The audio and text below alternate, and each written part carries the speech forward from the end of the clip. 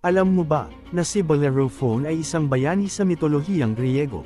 Siya ay anak ni Poseidon at Eurynomé, at lumaki sa poder ng kanyang ama-amahan na si Glaucus.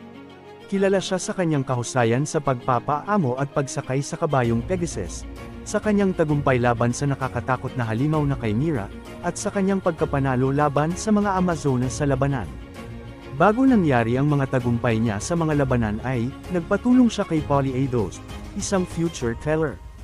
Ayon sa mga tagubili ni Polyeidos, ay kailangan niyang matulog sa isang templo ni Athena, at agad din niya itong ginawa. Natulog si Bellerophon sa isang templo ni Athena, at sa kanyang panaginip ay inalok siya ni Athena ng isang mahiwagang ginitoang bridle. Sa tulong ng isang gintong bridle na ibinigay sa kanya ni Athena sa isang panaginip, nagawa ni Bellerophon na mahuli at mapaamo ang kabayong si Pegasus. Ang kabayong Pegasus sa mitolohiyang Griego ay nagmula